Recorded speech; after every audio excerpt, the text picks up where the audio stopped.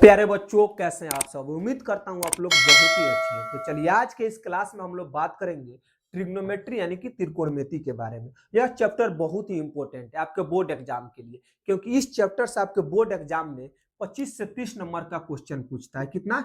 25 से 30 नंबर का आपके बोर्ड एग्जाम में क्वेश्चन पूछता है। केवल एक मात्र चैप्टर है जिसका नाम है ट्रिग्नोमेट्री यानी कि त्रिकोणमिति। तो आपके लिए यह बहुत इंपॉर्टेंट चैप्टर है, इसीलिए हम फर्स्ट नंबर पर इसको पढ़ा रहे हैं। किसको? ट्रिग्नोमेट्री को। तो इससे पहले एक चीज हम आपको बता देते हैं, आज से हमने एक सीरीज स्टार्ट किया है। इस सीरीज में क्लास 10th के मैथ के जितने भी चैप्टर हैं उन सभी चैप्टर को हम लोग एक एक करके पढ़ेंगे, और साथ ही उसके उस चैप्टर के जितने भी VBI ऑब्जेक्टिव होंगे और जितने भी VBI सब्जेक्टिव होंगे उन सभी को हमने कवर करेंगे। क्या करेंगे? साथ ही साथ उसको हम लोग क्या करेंगे, VBI सब्जेक्टिव और VBI ऑब्जेक्टिव को भी क्या करेंगे, पढ़ेंगे। तो चलिए सबसे पहले हम स्टार्ट करते हैं ट्रिग्नोमेट्री। ट्रिग्नोमेट्री क्या है, इसका अर्थ क्या है, इसका उपयोग कहाँ कहाँ होता है, इन सभी चीजों के बारे में हम लोग आज पढ़ेंगे। तो लेकिन आपसे एक उम्मीद है कि आप वीडियो के लास्ट तक रुके रहिएगा, क्योंकि वीडियो में हम के लास्ट में 1 से 2 क्वेश्चन आपको देंगे जो सीधे आपके बोर्ड एग्जाम में क्या होगा, टकरा जाएगा। तो चलिए सबसे पहले देखते हैं ट्रिग्नोमेट्री का अर्थ क्या होता है। क्या होता है ट्रिग्नोमेट्री का अर्थ? यहाँ पर लिख लेते हैं ट्रिगोनोमेट्री। क्या होता है ट्रिग्नोमेट्री का अर्थ? सबसे पहले हम जानेंगे ट्रिग्नोमेट्री का अर्थ क्या होता है। ट्रिग्नोमेट्री का अर्थ क्या होता है? तो चलिए यहाँ पर हम लिख लेते हैं ट्री। ट्री, ट्रिग्नोमेट्री में क्या होता है? ट्री। तो ट्री का अर्थ होता है 3। ट्री का अर्थ क्या होता है? तो 3 होता है। ट्री का अर्थ क्या होता है? 3। एक होता है गोन। एक क्या होता है? गोन। गोन का अर्थ होता है भुजा। क्या होता है? गोन का अर्थ क्या होता है प्यारे बच्चों? भुजा होता है। एक और होता है मेट्रॉन। एक और क्या होता है? मेट्रॉन। मेट्रॉन का अर्थ होता है माप। मेट्रॉन का अर्थ क्या होता है? माप। यानी कि हम कह सकते हैं 3 भुजा और माप के बारे में जिस अध्याय में हम लोग पढ़ते हैं उसे हम लोग क्या कहते हैं? ट्रिग्नोमेट्री कहते हैं। यानी कि 3 भुजाओं और माप के बारे में जिस जिस मतलब अध्याय में हम लोग अध्ययन करते हैं उसे हम लोग क्या करते हैं? ट्रिग्नोमेट्री कहते हैं। ट्रिग्नोमेट्री में होता क्या है? 3 गो भुजा होता है, उसके माप को हम लोग क्या करते हैं? पढ़ते हैं। उसे हम लोग क्या कहते हैं? ट्रिग्नोमेट्री कहते हैं। तो आप लोग को इतना बात समझ में आया? अगर इतना बात समझ में आया होगा तो आगे भी हम उम्मीद करते हैं आपको पूरा क्लास समझ में आएगा। तो चलिए ट्रिग्नोमेट्री क्या क्या होता है इसका अर्थ आप लोग समझ गए। अब हम देखेंगे समकोण त्रिभुज के बारे में, क्योंकि ट्रिग्नोमेट्री में हम लोग समकोण त्रिभुज के बारे में पढ़ते हैं। किसके बारे में? समकोण त्रिभुज के बारे में। तो चलिए यहाँ पर हम समकोण त्रिभुज बना लेते हैं। क्या करते हैं? यहाँ पर एक समकोण त्रिभुज बना लेते हैं। तो त्रिभुज कैसा है? तो समकोण है। क्या है? सॉरी, यहाँ पर लिख लेते हैं समकोण। समकोण त्रिभुज। या त्रिभुज कैसा है? तो समकोण है। कैसा है? समकोण। तो समकोण त्रिभुज है तो इसका हम नाम दे देते हैं ए, और इसका नाम बी, और इसका नाम सी। समकोण त्रिभुज में इसका हम नाम दे दिए ए, और इसका नाम बी, और इसका नाम सी। समकोण त्रिभुज में यह कोण होता है 90 डिग्री। कितना डिग्री का होता है? 90 डिग्री का होता है। समकोण त्रिभुज में यह कोण कितना डिग्री का होता है? 90 डिग्री का होता है। और यहाँ पर बन गया थीटा। क्या बन गया? यहाँ पर बन गया थीटा। तो अब इसमें हम देखेंगे जो समकोण त्रिभुज में कर्ण कहाँ होता है, लंब कहाँ होता है, और आधार कहाँ होता है, इन सब चीजों को हम लोग देखेंगे। तो आपको एक चीज बता देता हूं, 90 डिग्री के सामने वाली जो भुजा होती है वो हमेशा के लिए कर्ण होती है। हमेशा हमेशा जिंदगी भर के लिए क्या होती है? तो कर्ण होती है। कौन? 90 डिग्री के सामने वाली भुजा क्या होती है? तो कर्ण होती है। क्या होती है? कर्ण होती है। और लेकिन एक चीज आपको बता देते हैं, जो थीटा है, थीटा के सामने वाली जो भुजा है, थीटा के सामने वाली जो भुजा है वो हमेशा क्या होती है? लंब होती है। थीटा के सामने वाली भुजा को हम लोग क्या कहते हैं? लंब कहते हैं। क्या कहते हैं? लंब कहते हैं। और जो नीचे बच गया, जो तीसरा बच गया, तीसरा भुजा को हम लोग कहते हैं आधार। क्या कहते हैं? आधार। जो सरफेस की तरह लेटा होता है उसे हम लोग क्या कहते हैं? आधार। इतना बात आप लोग को समझ में है। उम्मीद करता हूं आप लोग कोण और लंब और आधार को समझ गए हो कि कौन कहाँ रहता है। लेकिन एक चीज और हम आपको बता देते हैं, कभी कभी क्या होता है कि लंब और आधार आपस में बदल जाता है। वो किस सिचुएशन में बदल जाता है उसको हम लोग देखेंगे। तो चलिए एक त्रिभुज और बना लेते हैं हम, उस त्रिभुज के सहायता से हम आपको बताते हैं। इसे यहाँ पर एक त्रिभुज बना लिए, समकोण त्रिभुज दिख रहा है। चलिए इसका नाम दे देते हैं ए, और इसका नाम दे देते हैं बी, और इसका नाम दे देते हैं सी। यह मेरा क्या हुआ 90 डिग्री है, यह मेरा क्या हुआ 90 डिग्री हुआ। यह अभी क्या है एक समकोण त्रिभुज है, लेकिन देखिए यहाँ पर थीटा क्या था, थीटा यहाँ पर जो थीटा था यहाँ बना था, लेकिन यहाँ पर हमको थीटा न बनकर अगर थीटा यहाँ बन जाए तब क्या होगा। यहाँ पर थीटा बना तो यह लंब है और यह कोण है और यह आधार है, लेकिन थीटा यहाँ पर ना बनकर यहाँ पर बन जाए तब क्या होगा, इस चीज को हम लोग देखेंगे। चलिए यह तो मेरा क्या है 90 डिग्री, तो 90 डिग्री के सामने वाली भुजा क्या होती है, कोण होता है। क्या होता है, कोण होता है। यह हमेशा के लिए कोण होता है। इसको हम लोग हाइपोटेनस भी बोलते हैं। क्या बोलते हैं, हाइपोटेनस। क्या बोलते हैं इसको इंग्लिश में हम लोग हाइपोटेनस भी बोलते हैं। क्या बोलते हैं, हाइपोटेनस, यानी शॉर्टकट में इसको हम एच भी बोलते हैं। इसको इंग्लिश में हम लोग लंब को क्या बोलते हैं, परपेंडिकुलर। परपेंडिकुलर क्या बोलते हैं, परपेंडिकुलर, यानी शॉर्टकट में इसको हम पी भी बोलते हैं। और आधार को हम लोग क्या बोलते हैं, बेस। क्या, बेस। इसको शॉर्टकट में हम बी भी बोलते हैं। क्या बोलते हैं, बी भी बोलते हैं। क्या बोलते हैं, बी। यहाँ पर लिख देते हैं इसको शॉर्टकट में हम क्या बोलते हैं, बी। इतना बात आपको समझ में आए तो चलिए यहाँ हम लोग इस त्रिभुज में हम देखे थे, अगर थीटा यहाँ बना था, थीटा के सामने वाली भुजा कौन होती थी, लंब, यानी कि परपेंडिकुलर। अगर मान लीजिए थीटा यहाँ बना है तो थीटा के सामने वाली भुजा कौन है, यह। इसको हम लोग क्या बोलेंगे, लंब बोलेंगे। क्या बोलेंगे, लंब, यानी कि परपेंडिकुलर। शॉर्टकट में हम क्या बोल सकते हैं, परपेंडिकुलर। और शुरू में ही हमने बोला था जो 90 डिग्री है, 90 डिग्री के सामने वाली भुजा क्या होती है, कर्ण होती है। वो हमेशा कर्ण होती है, इसके यानी हाइपोटेनस। हाइपोटेनस को हम लोग एस से सूचित करते हैं, ठीक है। और जो बच गया वो क्या हो गया, आधार। क्या हो गया, आधार। आधार को हम लोग बी से सूचित करते हैं। इतना बात आपको समझ में आया, उम्मीद करता हूं इतना बात आपको समझ में आ गया होगा। अगर यह क्लास आपको अच्छा लग रहा है तो कमेंट बॉक्स में एक रेड दिल जरूर भेजिएगा। क्या करिएगा, रेड दिल जरूर भेजिएगा, ठीक है। चलिए अब यहां तक किसी बच्चों को डाउट है, हमें नहीं लगता होगा कि आपको डाउट होगा। चलिए अब आगे हम देखते हैं पाइथागोरस प्रमेय के बारे में। क्या देखते हैं, पाइथागोरस प्रमेय के बारे में। उससे पहले एक चीज हम आपको बता देते हैं, नोट में एक चीज आपको हम लिखा देते हैं, नोट में एक चीज आपको हम लिखा देते हैं। नोट नंबर 1 में लिखा देते हैं, जो 90 डिग्री के सामने वाली भुजा होती है वो हमेशा कर्ण होती है। 90 डिग्री के सामने वाली भुजा हमेशा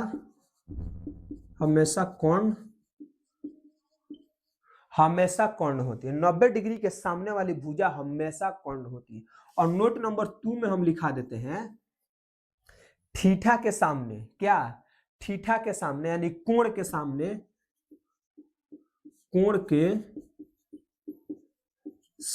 वाली भुजा, कोण के सामने वाली भुजा क्या होती है, लंब होती है। क्या होती है, लंब होती है। कोण के सामने वाली भुजा क्या होती है, तो लंब होती है। इस दोनों नोट को आप लोग याद रखिएगा। क्या करिएगा, याद रखिएगा। 90 डिग्री के सामने वाली भुजा क्या होती है, तो कर्ण होती है, और कोण के सामने वाली भुजा क्या होती है, तो लंब होती है। चलिए इतना बात आपको समझ में आ गया। तो अब हम आगे बढ़ते हैं। आगे हम देखेंगे पाइथागोरस प्रमेय को। एक पाइथागोरस एक क्या थे, बहुत बड़े गणितज्ञ थे। उन्होंने बताया था कि कर्ण स्क्वायर बराबर लंब स्क्वायर प्लस आधार स्क्वायर होता है। उन्हीं चीज को आज हम लोग देखेंगे। तो चलिए इसको हम मिटाते हैं। उम्मीद करते हैं आप लोग इस चीज को आप लोग समझ गए होंगे। तो इसका स्क्रीनशॉट ले लीजिए और चलिए हम लोग आगे देखते हैं। चलिए तब तक इसको मिटाते हैं।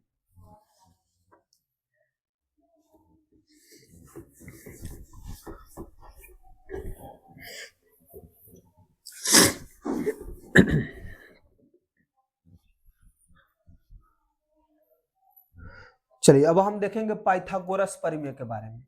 किसके बारे में, पाइथागोरस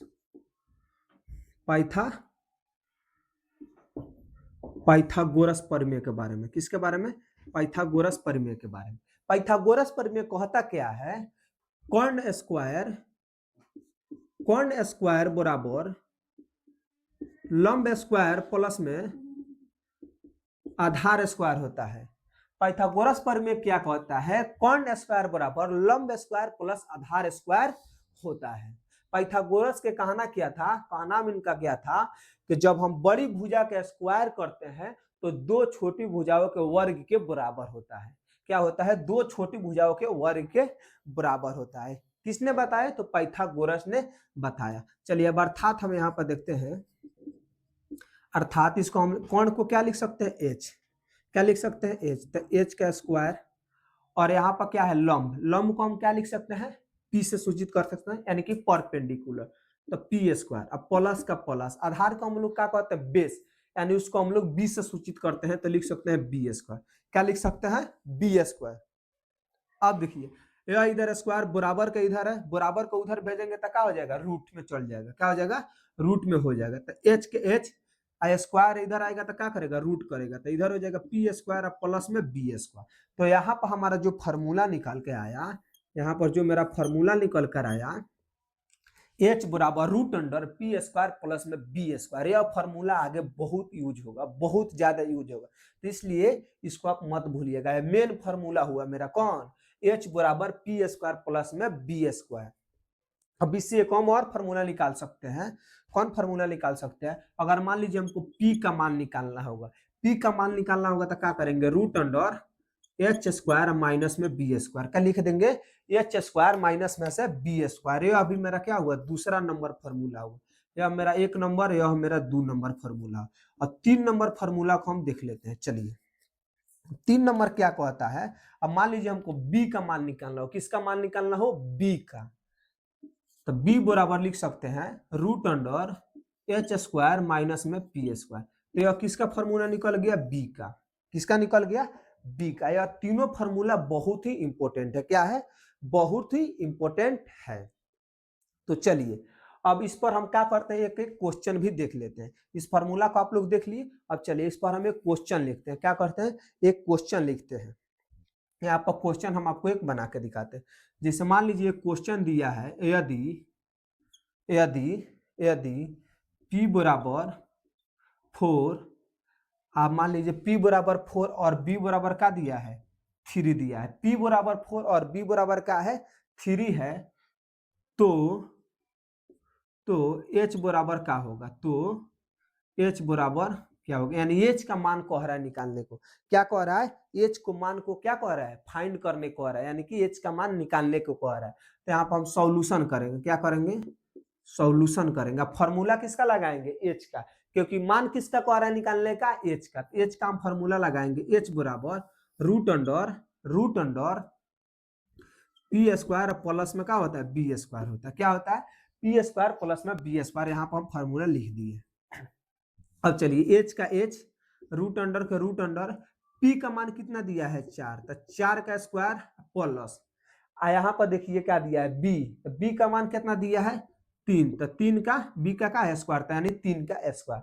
अब देखिए एच का एच, अब रूट अंडर के रूट अंडर, 4 का स्क्वायर कितना होता है, 16, 4 का स्क्वायर 16, 3 का स्क्वायर कितना होता है, तो 9, 3 का स्क्वायर कितना होता है, 9, तो 16 9 कितना हो गया, 25, क्या हो गया, 25, क्या हो गया, 25।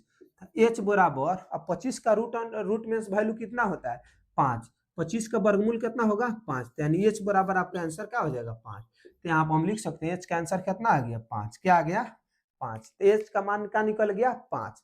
तो आप बताइए आपको क्वेश्चन कैसा लगा, समझ में आया कि नहीं। उम्मीद करता हूं आपको यह क्वेश्चन समझ में आ गया होगा।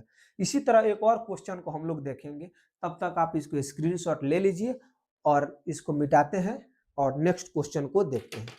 क्या करते हैं, नेक्स्ट क्वेश्चन को देखते हैं। चलिए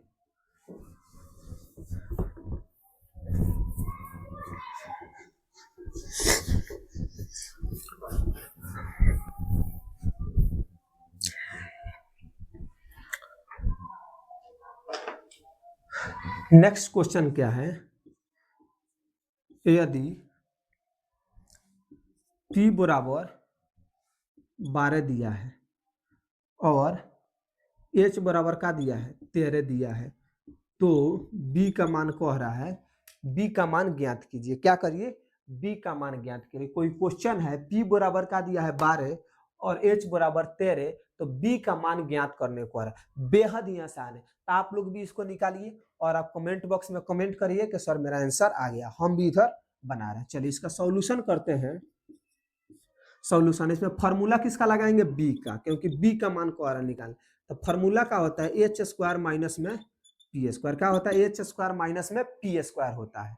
तो चलिए एच का फार्मूला, एच का मान कितना दिया है, सॉरी 13, क्या दिया है 13, तो 13 का स्क्वायर माइनस पी का मान कितना दिया है 12, तो 12 का स्क्वायर। चलिए आगे देखते हैं, 13 का स्क्वायर कितना होता है, तो 169 होता है। क्या होता है 69, माइनस का माइनस।